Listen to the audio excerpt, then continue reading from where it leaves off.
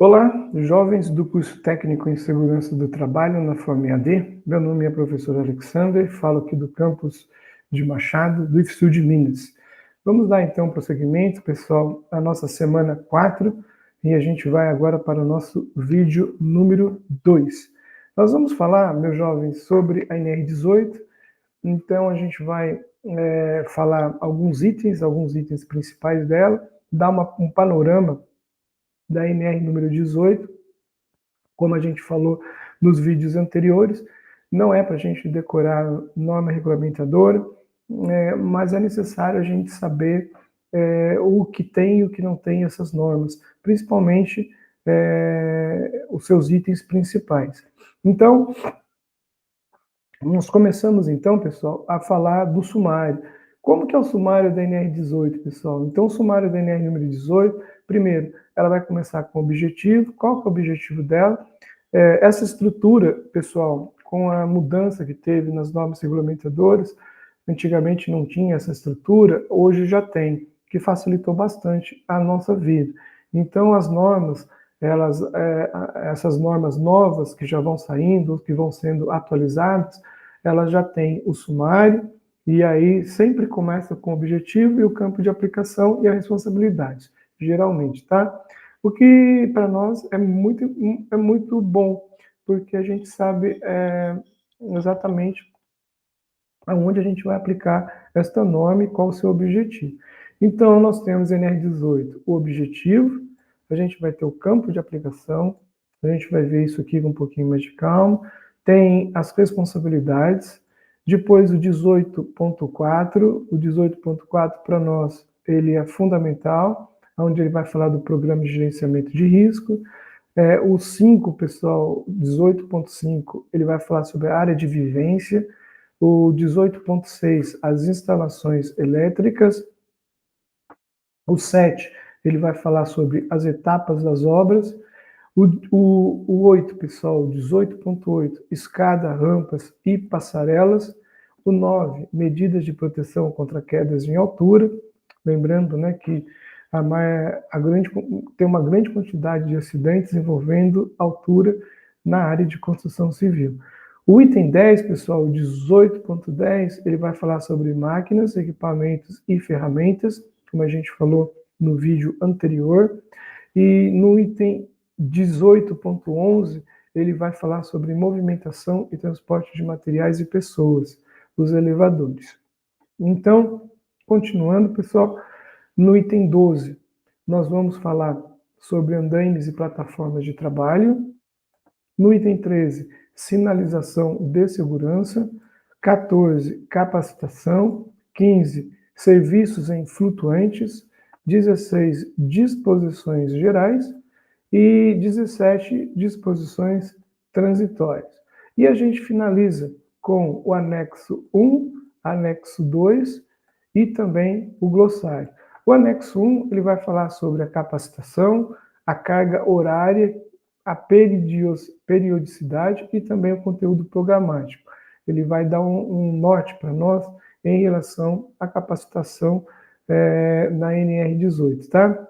E também no anexo 2, ele vai falar sobre cabos de aço e de fibras sintéticas. E finaliza com o glossário, ok? Então, a gente tem que saber que a NR18, ela tem todos esses itens aí. Pessoal, o objetivo, então, da norma NR18, ela tem o objetivo de estabelecer as diretrizes de ordem administrativa, de planejamento e de organização, que visem a implementação de medidas de controle e sistemas preventivos de segurança nos processos, nas condições e no meio ambiente de trabalho na indústria da construção, que vão proteger o nosso trabalhador. Então, o objetivo dela é estabelecer diretrizes administrativas, de planejamento e de organização. Sem esses 3 itens aqui, nós não vamos conseguir fazer um bom trabalho na área da construção civil.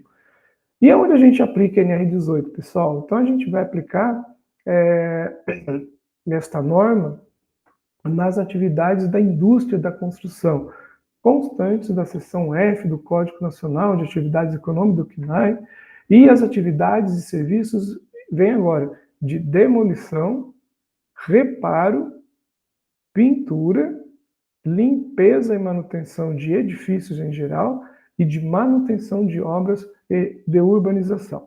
Então, a gente aplica a NR18, pessoal, em tudo, então, porque nada escapa, não é? Então, você vai aplicar ela na indústria da construção, levando em consideração o serviço de demolição, reparo, pintura, limpeza. Então, ela pega todo mundo no sentido de não escapar ninguém. E de quem são as responsabilidades? Então, a organização da obra, ela deve vedar o ingresso, impedir o ingresso ou a permanência de trabalhadores no canteiro de obras, sem que estejam resguardados pelas medidas previstas nas NRs. Também, pessoal, é responsabilidade da organização fazer a comunicação prévia de obras em sistema informatizado da Subsecretaria de Inspeção do Trabalho. Então, agora essa parte está informatizada, que facilitou bastante também. E o item, pessoal, 18.4, ele é, para nós, assim como a NR inteira, ela é importante, mas o 18.4, ele vai falar do Programa de Gerenciamento de Riscos, o PGR. Como já dissemos, pessoal, em vídeos anteriores, antes do PGR, a NR18, ela dizia que a gente tinha que fazer o PCMAT. Então, o PCMAT era um programa de proteção também, de gerenciamento na área da construção civil, e esse PCMAT, pessoal, para a gente poder executar ele, para a gente poder elaborar o PCMAT, a gente tinha que fazer ele em cima do PPRA, que era o Programa de Prevenção de Riscos Ambientais da NR número 9. Mas nós já falamos também que a NR número 9 mudou, não tem mais o PPRA, e a NR número 1, ela estipulou que nós temos que ter o Programa de Gerenciamento de Riscos, que ele está abaixo do GRO, do Gerenciamento dos Riscos Ocupacionais. Pessoal, o PGR da área de construção civil, então, ele é um documento fundamental para que a gente possa fazer todas as ações voltadas para a prevenção e também as tomadas de ações, de medidas que a gente visem, não é, a gente proteger o nosso trabalhador. Então, são obrigatórias a elaboração e a implementação do PGR nos canteiros de obras, contemplando os riscos ocupacionais e também suas respectivas medidas de proteção. Se eu sei dos riscos que a minha empresa tem e eu não tomo nenhuma medida de prevenção, de nada me adianta, pessoal. Então, a gente sempre tem que ter isso em mente. Para que eu vou saber dos riscos e dos perigos na minha empresa? É porque depois eu vou fazer as minhas linhas de ações e as minhas linhas de ação, elas vão ser as medidas de prevenção ou as medidas de controle. Ok? O programa de gerenciamento de risco, ele deve ser elaborado por um profissional legalmente habilitado em segurança do trabalho e implementado sob responsabilidade, pessoal, da organização. Então, a organização, a empresa, ela tem essa responsabilidade, tá? E quando a gente diz, né, um profissional legalmente habilitado em segurança do trabalho, aí vai ter as pessoas que vão dizer, mas o técnico de segurança do trabalho também pode fazer o PGR da área de construção civil. Por quê? Porque ele é um profissional, sim. Ele é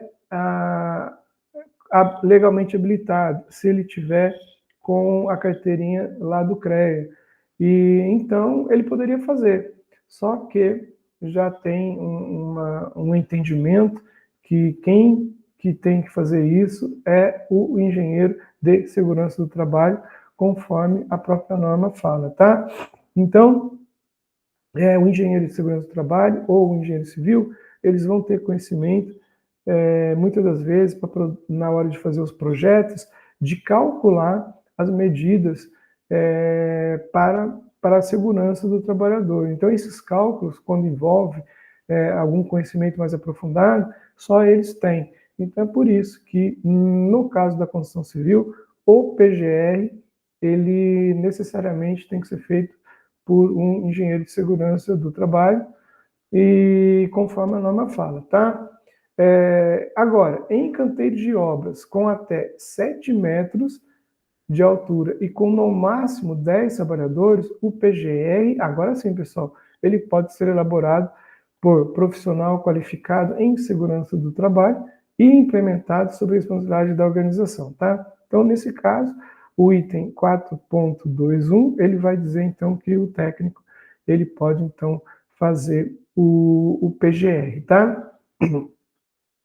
O PGR também vai dizer, o item 4.3, além dele contemplar as exigências previstas na NNR número 1, onde ela versa sobre o PGR, deve conter os seguintes documentos: projeto da área de vivência do canteiro de obras e de eventual frente de trabalho, em conformidade com o item 18.5 desta norma, e também tem que ser elaborado por profissional legalmente habilitado. Pessoal, também tem que ter projeto elétrico das instalações temporárias, elaborado por profissional legalmente habilitado. Também tem que ter projetos dos sistemas de proteção coletiva, super importante este item C. Então, este item C tem que ter um olhar, um cuidado muito grande. Claro, tanto o projeto da área de vivência como o projeto elétrico também são muito importantes, mas os projetos do sistema de proteção coletiva têm que ter realmente um olhar muito bem aprofundado e tem que ser feito com muita qualidade, para que a gente não possa pecar, né, não possa errar e colocar o nosso trabalhador em situação de risco. Continuando, pessoal, também tem que ter os projetos do Sistema de Proteção Individual contra Queda, os SPICs, quando aplicável, também elaborado por um profissional legalmente habilitado.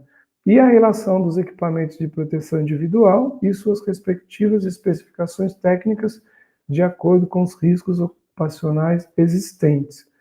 Então, o PGR, ele é um documento importante, o programa de gerenciamento de risco, ele tem que ser feito, toda obra tem que ter, e o PGR, ele integra o GRO, que é o gerenciamento de riscos ocupacionais, da NR número 1, e ele subdivide-se em inventário de riscos, subdivide também em plano de ação, eu tenho que ter o plano de ação, também tem que ter o meu projeto de área de vivência, como a gente falou, também tem que ter o projeto elétrico, o projeto de sistema de proteção coletivas, os EPCs, sempre feito pelo profissional legalmente habilitado, tá, pessoal?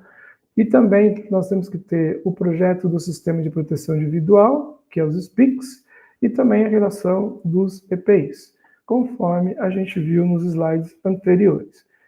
Pessoal, o PGR ele deve ser atualizado de acordo com a etapa em que se encontra o canteiro de obra. Então, à medida que a minha obra vai evoluindo, o meu PGR ele tem que ser atualizado.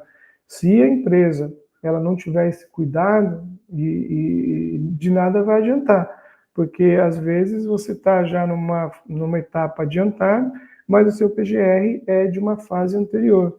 Então, você não vai estar promovendo as medidas de segurança conforme o PGR exige e estipula.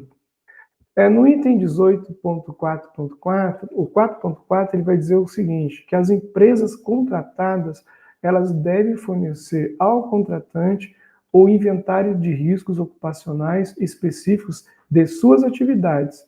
Então, se eu terceirizo um serviço, a empresa ela tem que me fornecer o inventário de riscos desses trabalhadores, para que eu possa contemplar no meu PGR, no meu canteiro de obras, este inventário de riscos ocupacionais, tá? Então a gente não pode esquecer, se tiver uma empresa lá contratada, uma terceirizada, a gente tem que solicitar o inventário de riscos dessa empresa aí, tá? Quem me diz isso é o item 4.4. No 4.6, ele vai dizer o seguinte, que são facultadas as empresas construtoras, regularmente registradas no sistema CONFEA-CREA, sob responsabilidade profissional legalmente habilitada em segurança do trabalho, mediante cumprimento dos requisitos previstos nos subitens seguintes, a adoção de soluções alternativas. Então, o item 4.6, ele diz que o engenheiro de segurança do trabalho, ele pode, então, adotar soluções alternativas às medidas de proteção coletiva previstas na ANR. E a adoção de técnicas de trabalho e o uso de equipamentos, tecnologia e outros dispositivos que propiciem avanço tecnológico em segurança e higiene e saúde dos trabalhadores.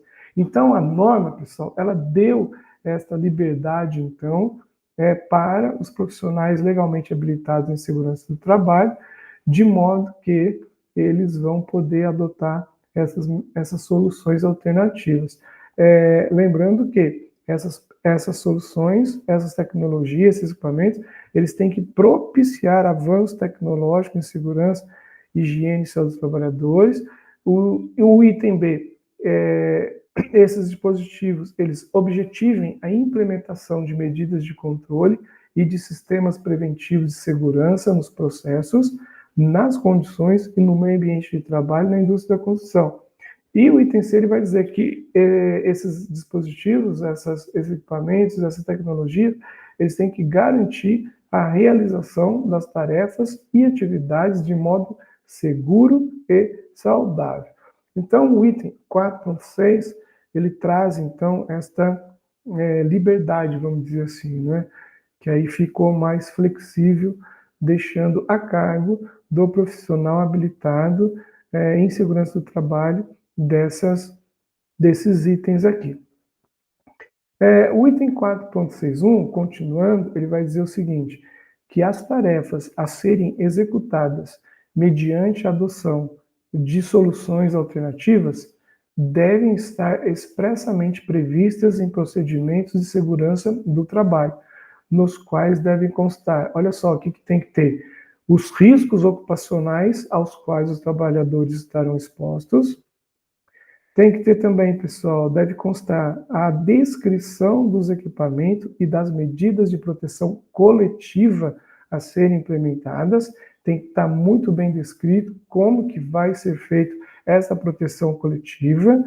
E o item C, ele vai dizer a identificação e a indicação dos EPIs a serem utilizados. E no item D, deve constar também a descrição de uso e a indicação de procedimentos quanto aos equipamentos de proteção coletiva, tá? E também os EPIs, conforme as etapas das tarefas a serem realizadas. Isso tudo, então, tem que estar muito bem descrito. E finalizando, ele vai dizer também que devem constar a descrição das medidas de prevenção a serem observadas durante a execução dos serviços, dentre outras medidas a serem previstas e prescritas por profissional legalmente habilitado em segurança do trabalho. Ok? E ele, no item 4.6.2, continuando, ele vai dizer que as tarefas envolvendo soluções alternativas somente devem ser iniciadas, olha só, pessoal, com a autorização especial precedida de análise de risco e permissão de trabalho, a famosa PET ou PT. Tem algumas empresas que chamam de permissão de trabalho, PT, e outras falam PET, permissão de trabalho, tá? Mas tem que ter a PET, que ela vai contemplar, então, os treinamentos, os procedimentos operacionais, os materiais, as ferramentas e outros dispositivos necessários à execução segura da tarefa. Então, se as tarefas envolver soluções alternativas, tem que ter, pessoal, autorização especial para a gente poder executar esta tarefa. E no item 4.63, finalizando, a documentação relativa à adoção de soluções alternativas, ela integra o PGR. Então, toda documentação relativa à adoção de soluções alternativas tem que constar no PGR, tá, pessoal? Então, vai ter que estar integrado ao PGR da minha obra, devendo, então, estar disponível no local de trabalho e acompanhada das respectivas memórias de cálculos. Então, se eu faço lá um EPC e um anteparo, então este meu anteparo, este meu guarda-corpo, ele tem que ter um memorial de cálculo ou memórias de cálculo para eu realmente certificar que este equipamento de proteção coletiva, ele vai realmente proteger os meus trabalhadores. Ok? Muito bem, meus jovens, a gente fica por aqui. A gente dará continuidade, então, em NR18 no próximo vídeo. E a gente finaliza e desejo a vocês, então, uma boa semana e também bons estudos, tá? Pessoal, até breve.